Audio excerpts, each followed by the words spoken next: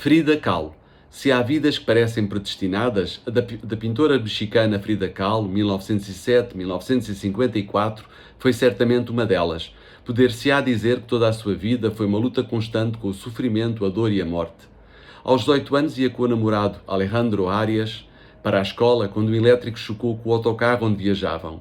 O acidente quase que a matou. Frida apareceu nua entre os destroços do autocarro com uma barra de ferro espetada no corpo e toda coberta de purpurina dourada. Uma lata de tinta que alguém levava vertera sobre ela.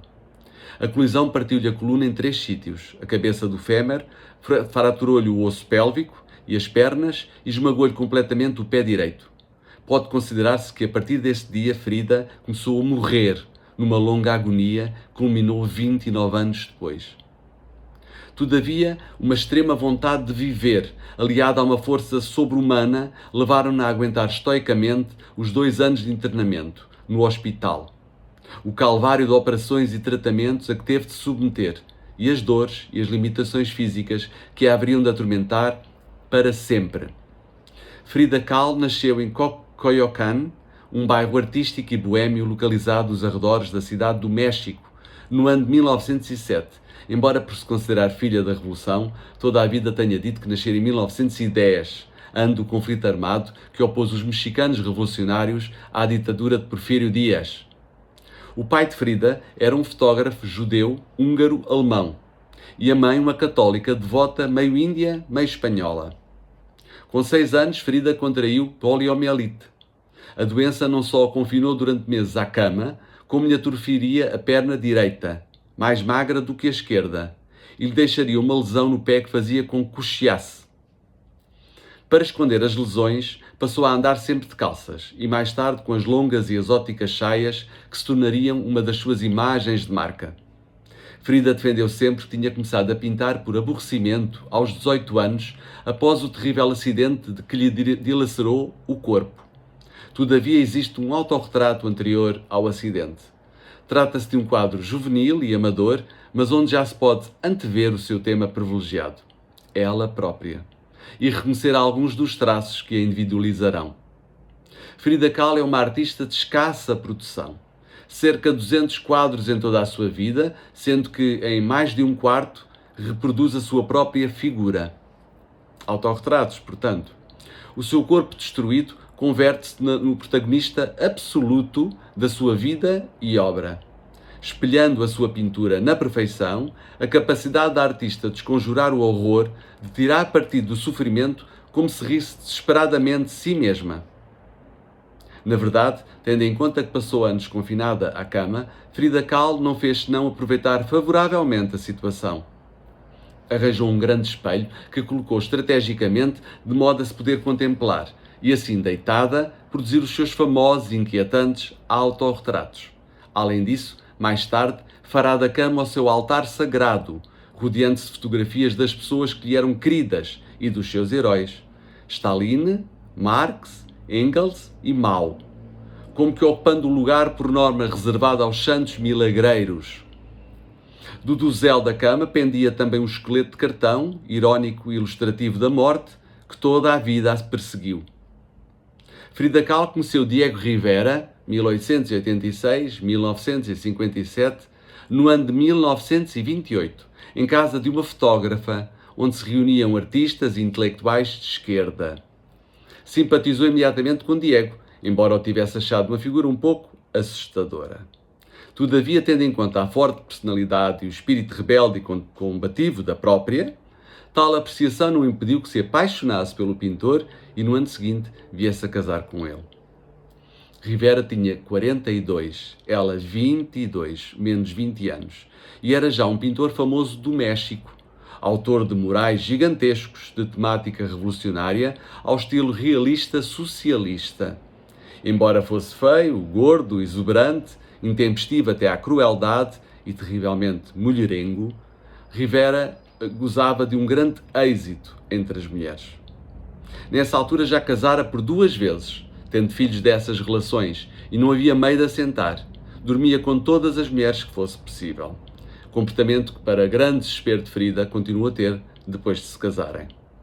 Apesar dos seus inúmeros defeitos e de a ter atormentado psicologicamente e abandonado em momentos críticos, Diego Rivera era um tipo com muita imaginação, divertido, que sentia grande ternura pela mulher e foi, sem dúvida, a pessoa que mais apoiou e defendeu o seu trabalho. Era o monstro adorável de Frida. Além disso, embora com uma trajetória política de certo modo incoerente, foi Rivera que, com a sua influência, fez com que a artista viesse a aderir aos ideais comunistas. Como não era crente em Deus, o dogma comunista serviu na perfeição a Frida, no sentido de encontrar algum alívio, algum escape para o seu sofrimento físico. Não foi por acaso que pintou retratos de Stalin e foices e martelos sobre os partidos que era obrigado a usar, e um comovedor quadro intitulado O Marxismo dará saúde aos doentes, onde retratou um Marx etéreo e milagroso que a põe a andar sem a ajuda das muletas. Em virtude das constantes traições e do envolvimento do marido com Cristina, a irmã mais nova de Frida, infidelidade que a artista nunca lhe perdoaria, separaram-se no ano de 1935. Porém, voltariam a reconciliar-se alguns meses mais tarde. Desta vez, no entanto, Frida, embora reconhecesse que a ausência de Diego lhe era insuportável, pôs como condição que não houvesse sexo entre os dois, para experimentar ela própria os prazeres carnais com vários homens e algumas mulheres também. Se apesar da separação Frida tinha assumido o papel de filha de Diego, se antes da separação Frida tinha assumido o papel de filha de Diego, agora os papéis invertiam-se, tornando-se ela numa espécie de mãe adotiva, transferindo para ele a personificação do filho que desesperadamente nunca conseguiu ter. A partir de certa altura, apesar da decadência do seu corpo sempre fragilizado, começou a ser evidente que a artista procurava construir uma imagem de si mesma. Ao seu rosto exótico, ao olhar expressivo, ao bigode e às sobrancelhas consideráveis, juntou os adornos e as roupas étnicas e coloridas com que se haveria de encenar, distinguindo-se como ícone representativo da sua cultura e do seu povo e assim se posterizando.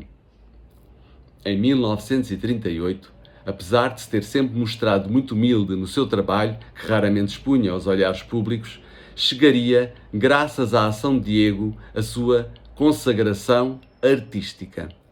Uma exposição individual da sua obra numa galeria em Nova Iorque, seguida da sua apresentação em Paris. Um dos seus quadros, The Frame, chegou a ser exibido no Museu do Louvre, convertendo-se assim na primeira obra de um artista mexicano do século XX a ser adquirida por este museu. O mundo começava a apreciar a obra radiosa, de dor e autenticidade da que viria a ser uma das mais consagradas pintoras do século.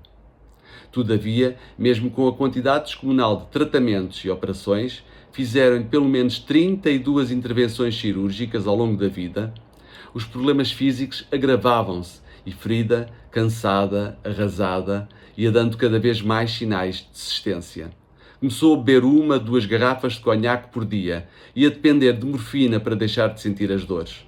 Os seus últimos anos de vida são impressionantes. Sem a perna direita que teve de ser amputada em virtude de ter gangrenado, resignada para sempre à cama, já com muito custo e mal, conseguia esboçar uns traços grosseiros e esborratados na tela.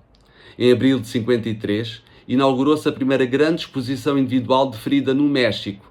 A artista estava tão doente que ninguém imaginava já que pudesse estar presente.